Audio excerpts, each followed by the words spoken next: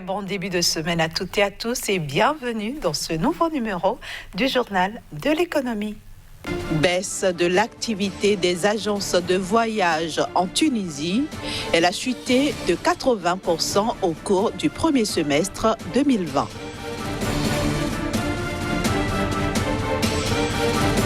La Côte d'Ivoire sera la plus grande bénéficiaire de la ZLECA. C'est ce qui ressort d'un rapport de la Banque mondiale qui indique que les revenus du pays vont augmenter de 14%. Enfin, la valeur boursière du top 100 des banques cotées sur les bourses africaines a enregistré une baisse de 39 milliards de dollars au premier semestre 2020. Au cours du premier semestre 2020, la baisse de l'activité des agences de voyage a atteint 80% en Tunisie. Ceci en raison principalement des restrictions liées à la pandémie de Covid-19. Sur les 1300 agences de voyage que compte le pays, avec 20 000 agents permanents et saisonniers, le taux d'activité n'a pas dépassé les 3% au cours du mois de juin 2020. Selon certaines sources, si la situation de crise perdurait, les pertes du secteur pourraient atteindre 1 milliard de dinars, soit 312 millions d'euros en septembre, et plus de 2 milliards de dinars, soit 624 millions d'euros d'ici la fin de cette année. En ce qui concerne les pertes des voyagistes, elles ont atteint 350 millions de dinars, soit 109 millions d'euros au 15 avril 2020. La Côte d'Ivoire serait-elle la plus grande bénéficiaire de la ZLECA? Un rapport de la Banque mondiale nous permet en tout cas de répondre par l'affirmatif. Le document soutient qu'avec la ZLECA, Abidjan verra une augmentation de 14% de ses revenus devant des pays comme le Nigeria ou encore l'Afrique du Sud qui vont bénéficier de seulement 4% d'augmentation. La Côte d'Ivoire, plus grand bénéficiaire de la ZLECAf, avec une augmentation de 14% de ses revenus. C'est ce qui ressort d'un rapport de la Banque mondiale qui indique que le pays d'Alassane Ouattara, qui a l'un des coûts commerciaux les plus élevés en Afrique, va, grâce à la mise en œuvre de la ZLECAf, enregistrer la plus forte augmentation de revenus du continent, soit 14%. Abidjan se positionne ainsi juste avant le Zimbabwe, crédité d'une augmentation de 12% de ses revenus. Bien loin devant les deux plus grandes économies du continent, à savoir le Nigeria et l'Afrique du Sud, qui ne devraient voir leurs revenus augmenter que de 4%. Globalement, une implémentation de la ZLECAf accompagnée de réformes politiques importantes et de mesures de facilitation du commerce pourrait, selon la Banque mondiale, accroître les revenus des pays africains de 450 milliards de dollars et sortir 30 millions de personnes de l'extrême pauvreté d'ici 2035. En effet, alors que le commerce intracontinental ne représente actuellement que 15% du commerce total de l'Afrique, les exportations intracontinentales devraient, avec la ZLECAf, bondir de 81%, tandis que celles vers les pays non africains augmenteraient de 19%. En ce qui concerne la réduction prévue des droits de douane qui a suscité des inquiétudes parmi les pays qui en dépendent, l'étude de la Banque mondiale montre que les recettes tarifaires à court terme ne diminueraient que d'environ 1,5%, voire moins pour 49 des 54 pays, tandis que les recettes fiscales totales devraient diminuer de moins de 0,3% dans 50 pays. Pour la Banque mondiale, cela s'explique par le fait que seule une petite partie des recettes tarifaires provient des importations en provenance des pays africains d'une part, et que les listes d'exclusion peuvent protéger la plupart des recettes tarifaires de la libéralisation parce que ces recettes sont fortement concentrées dans quelques lignes tarifaires d'autre part. Destinée à créer la plus grande zone de libre-échange au monde par sa superficie, la ZLECAf représente un marché potentiel de 1,2 milliard de personnes et un produit intérieur brut combiné de 2 500 milliards de dollars. Prévu pour être opérationnel le 1er juillet 2020, sa mise en œuvre a été reportée à janvier 2021 en raison de la pandémie de Covid-19. Entre le 1er janvier et le 23 juillet 2020, la valeur boursière du top 100 des banques et groupes bancaires cotés sur les bourses africaines a enregistré une baisse de 39 milliards de dollars.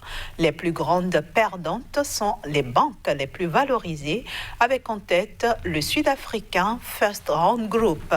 Cette dernière a essuyé une perte de 7,8 milliards de dollars de valeur boursière. Elle est suivie de Standard Bank Group avec une perte de 5,6 milliards de dollars. En gros, les banques sud-africaines qui sont dans le top 10 ont perdu un total de 38 milliards de dollars de valeur boursière. Viennent ensuite les groupes bancaires, les grands groupes marocains qui ont fait une perte de 16,2 milliards de dollars de valeur.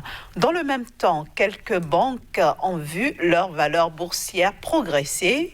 C'est le cas de CRDB Group qui est coté en Tanzanie sur le Dar es Salaam Stock Exchange.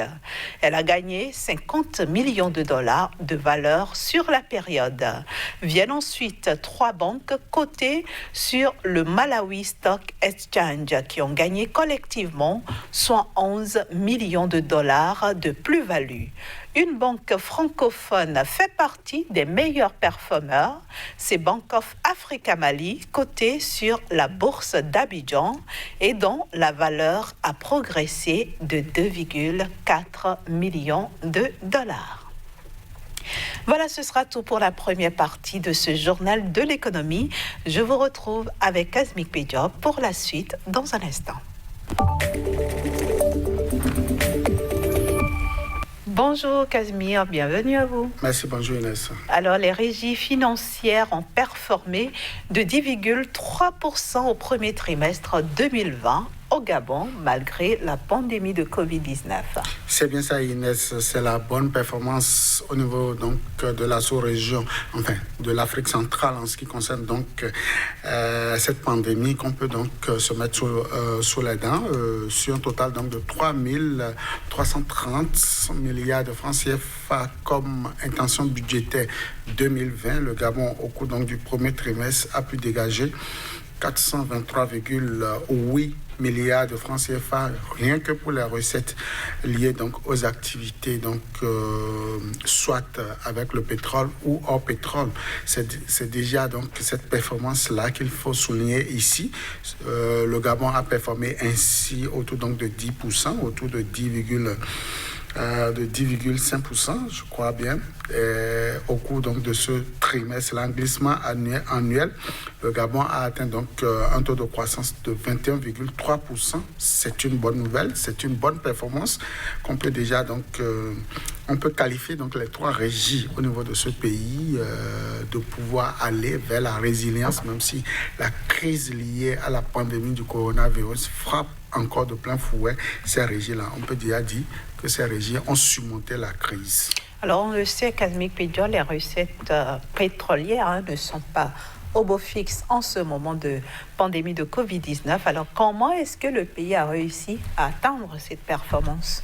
Merci Inès, c'est tout donc l'intérêt, ou du moins c'est l'effort fourni par le Gabon en cette période de Covid-19. Vous l'avez dit, les recettes au niveau donc international, la vente donc du pétrole n'est pas au beau fixe, mais le Gabon, contre toute attente, a performé déjà avec une intention des meilleurs, 19,6% retenu déjà donc en termes de recettes, soit 664,6 milliards donc de francs CFA en termes donc de vente de pétrole au niveau de brut de pétrole bien évidemment au niveau de ce pays. Comment ça s'est passé?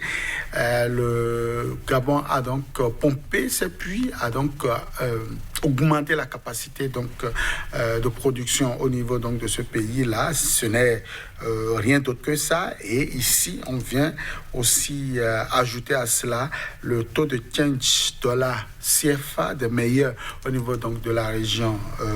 Je veux parler du ZAF, le franc, donc la devise en cours au niveau de l'Afrique centrale. Et donc le taux de change a été aussi favorable donc à cette vente-là. Donc voilà les 2 indicateurs majeurs qui ont ont permis donc au pays de pouvoir atteindre cette performance de 423 milliards donc, de recettes au niveau des 3 régies, au niveau de ce pays-là. Alors que dire des recettes hors pétrole, sur la même période, bien sûr? Sur la même période, les recettes hors pétrole n'ont cependant pas donné beaucoup de performances en ce qui concerne donc le premier trimestre, enfin la période sous revue, selon donc les indications du ministère de l'économie et des finances, les régies.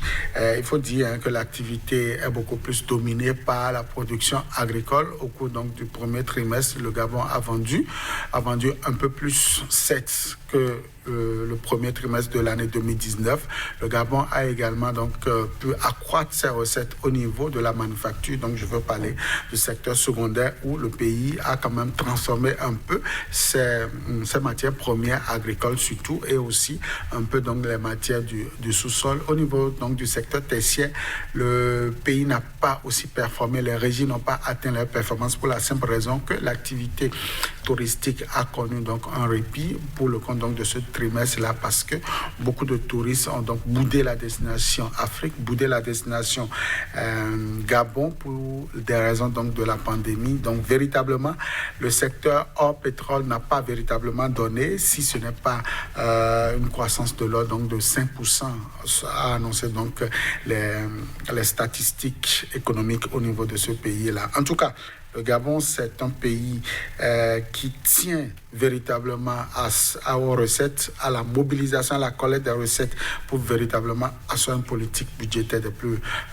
cohérente. Et donc, certainement que le second trimestre et également le troisième trimestre donneront davantage donc espoir à ce budget qu'il faut le préciser, est établi en recettes et en dépenses autour de 3 330 milliards de francs CFA. Merci beaucoup Kasmik Pedia et bonne semaine à vous. À vous de même. Voilà, chers amis téléspectateurs, ce sera tout pour aujourd'hui. Merci de nous avoir reçus chez vous.